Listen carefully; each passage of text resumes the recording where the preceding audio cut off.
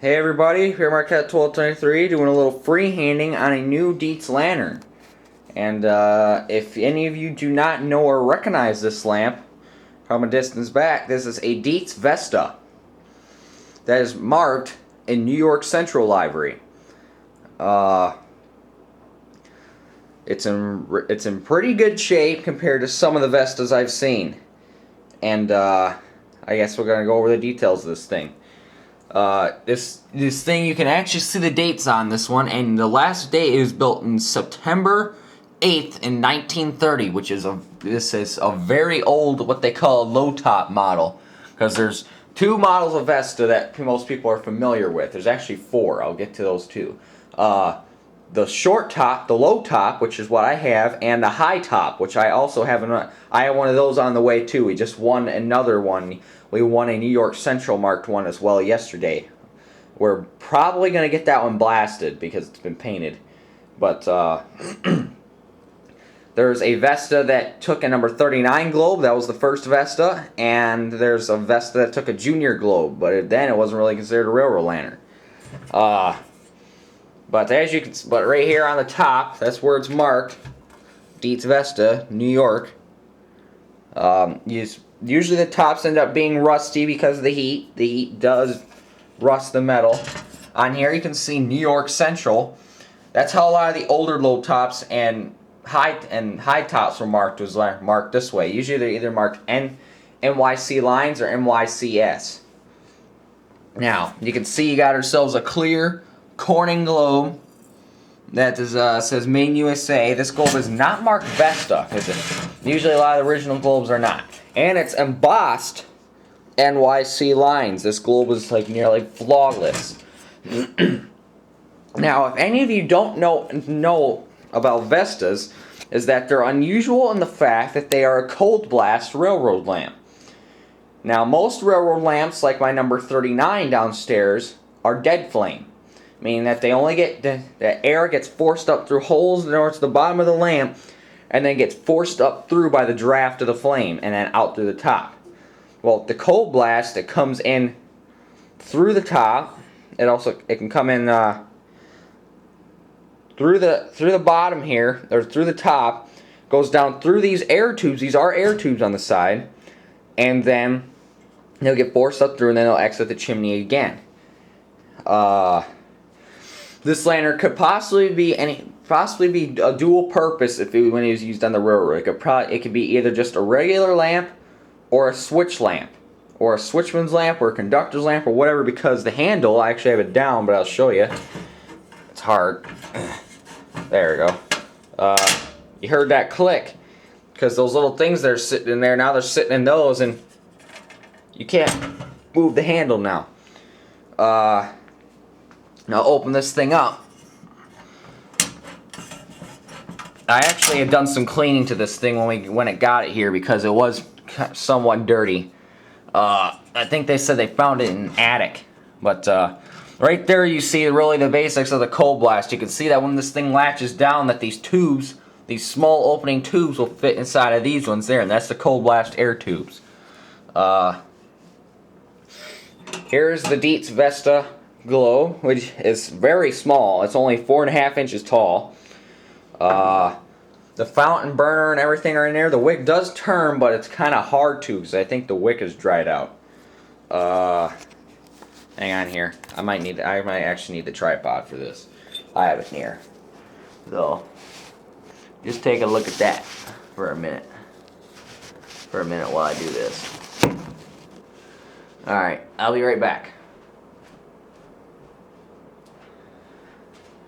But we got this lamp. We didn't intend on originally getting this lamp. When we got it, it was originally marked to buy now, best offer for $65. Well, we thought we'd mess with the guy and offer him $50 for it. We were shocked when the dude took $50. So that's how we ended up with this. Because we were already bidding on an unmarked low top Dietz Vesta that we unfortunately won as well. So now I have two low tops, and that's not what I kind of wanted. But thinking about possibly maybe either selling that one, even though my dad's pretty against it, or even trading it, because we are going to the Huge Land Convention in St. Charles.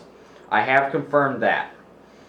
So, and I also confirmed, if you're watching out there for trains, that I am going to Train Festival 2011 as well. That will be very, very exciting. Alright, I got the tripod here set up now.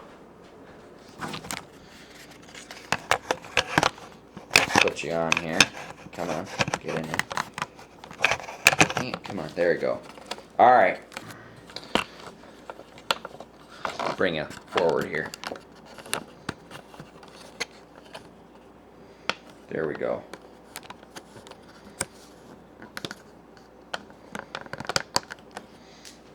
Okay.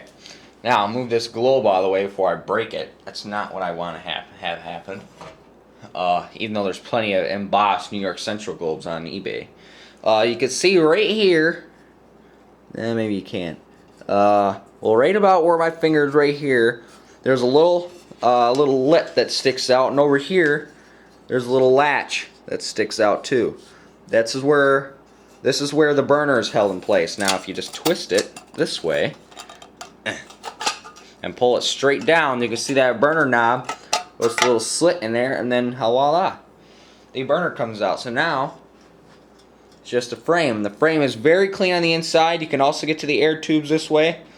So that's kind of why we think that the tall one would be a good candidate for blasting. Now on this fountain, you can't see it, but right where my finger is, it says kerosene only, kerosene oil, and then it says takes Dietz Vesta globe. Now, you can hear the rust flinging around that, and I know I have to get the tank blasted out with the air gun.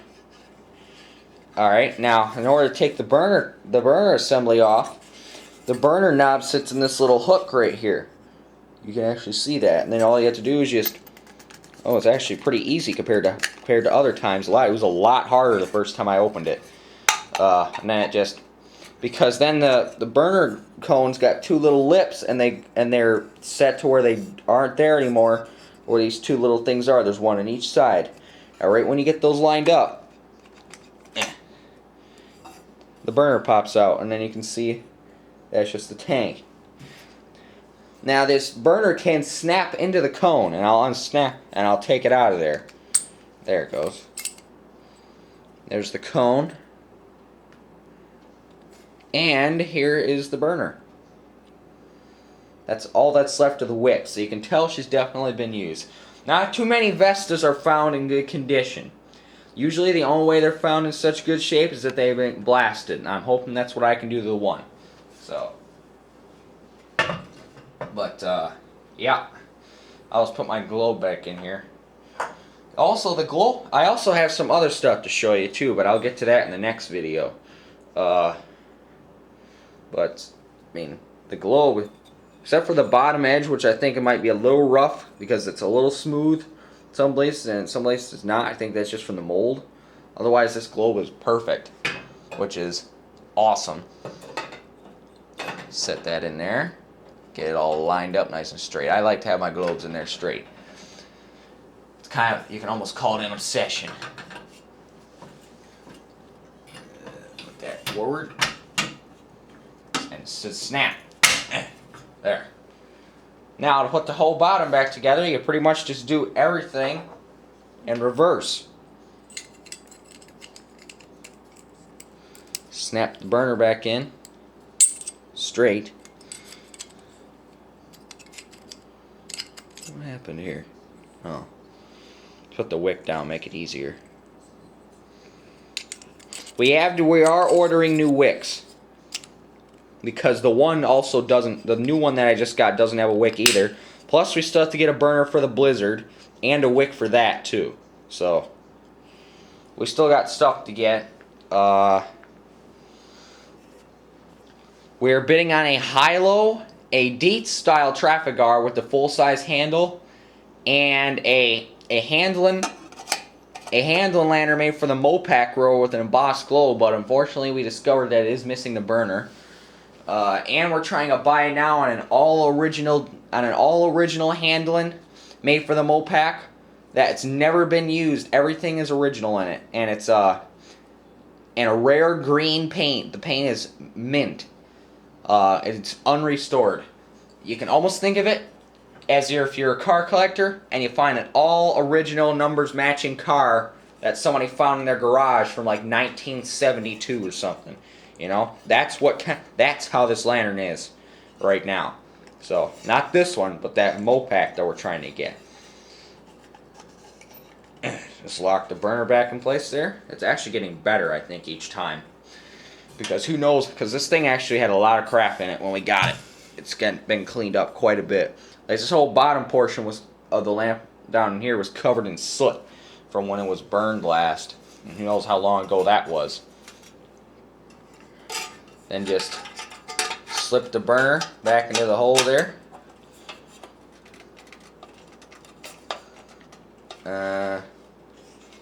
Okay, let me think here. Trying to still figure this out. It's a little hard to do. Oh jeez, that's not good. I don't want to twist that. Yeah, because since it's a cold blast too, this part also comes up and down right here. Even though you don't really need it.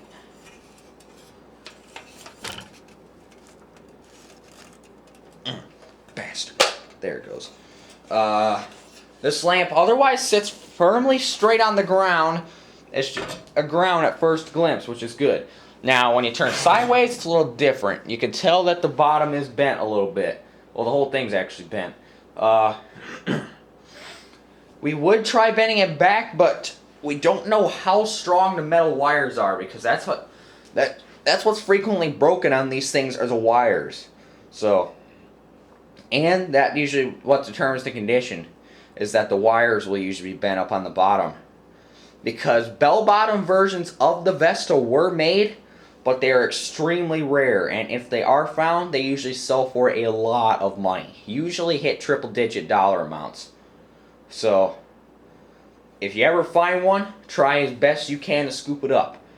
If you can't, so what? I mean, it's not like that. These things, you can find them everywhere. It's just not like that. So, but alright, this is it for this portion of the new update. I will get to the second part here in a minute. I just have to set her up. Be right back.